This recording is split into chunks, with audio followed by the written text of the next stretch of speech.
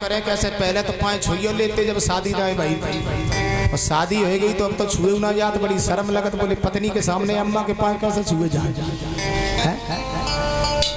हाँ हाँ, एक पिताजी गुजर गए। माँ ने कहा बेटा पिताजी की अस्थियां ये गंगा जी में ले जाओ। तो लड़का बोला माता जी कैसी पागलपन की बात कर रही हैं, पिताजी की अस्थियां गंगा जी में ले जाने से क्या हो जाएगा। बोले पिताजी कह गए थे और अपने यहाँ पर रीतियां चला करती हैं कि पिताजी की अस्थियां गंगा जी में जाती। दादा तो वो लड़का ने पिताजी की अस्थियां ली और गंगा जी पर लेकर के पहुंचा। गंगा जी के थोड़े पीछे 4 किलोमीटर पीछे परीक्षित जी गंदा नाला बह रहा था। उसने पूछा भैया ये गंदा नाला कहाँ गया। एक बोला भैया जी आगे गंगा जी में मिल गया। तो लड़का बोलो तो गंगा जी तक काहे को, चलो जो गंदे नाला में डाल दे। अस्थियां गंदे नाला में डाल दी उसने। लौट आया। रात में मां को सपना हुआ। पिताजी ने कहा कैसा तूने मूर्ख बालक पैदा किया, हमारी अस्थियां गंदे नाला में फेंका जा। मैया जब सुबह जगी तो लला को बुलाओ। बोले बेटा इधर आओ, अस्थियां कहाँ फेंके आए। बोले माँ गंगा जी में। बोले नहीं तुम गंदे नाला में फेंक के आए हो। लड़का बोलो जब बता अम्मा हम फेंक तो आए गंदे नाला में, लेकिन तो बताओ कितने। माँ जी बोली लला तुम्हारे पिताजी सपने में आए थे और जब कह रहे थे कि तुम्हारा बेटा अस्थियां गंदे नाला में फेंक आया। झुझलाया के लड़का दौड़ पड़ो। बोले पिताजी जिंदा पर तो पागल थे लेकिन मर गए, अब भी पागल है, अभी भी नहीं सुधरे।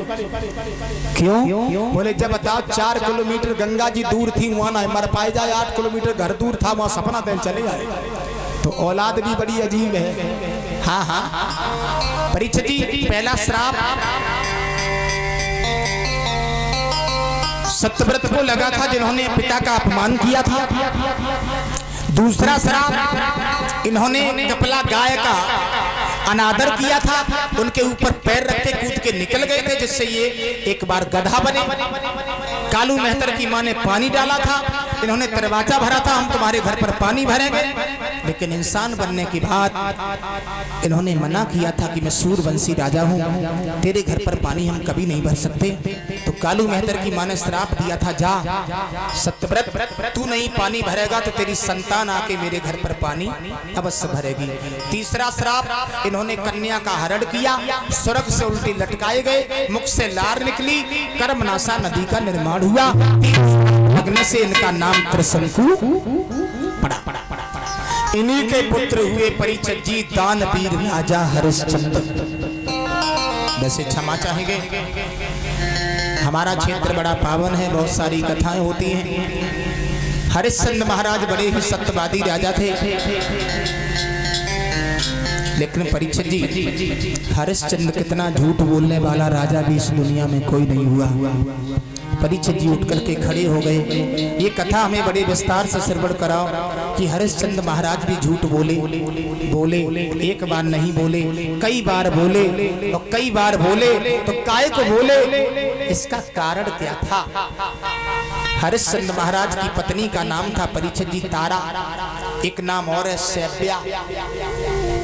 अयोध्या के राजा महाराज हरिश्चंद्र जिनके आंगन में पत्नी भी बड़ी पतिव्रता है, राज्य भी बहुत लंबा है, लेकिन परीक्षित जी इनके पीछे एक दुख लगा हुआ है, कोई लड़का नहीं है।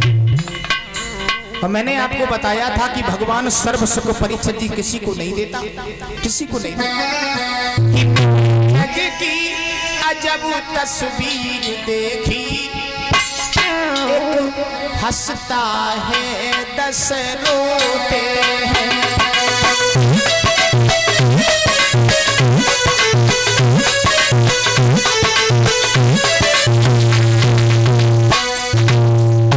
एक हंस रहा है 10 रो रहे हैं।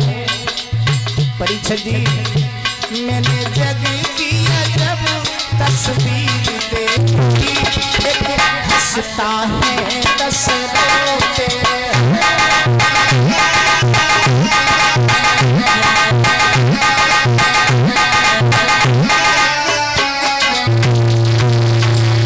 भैया।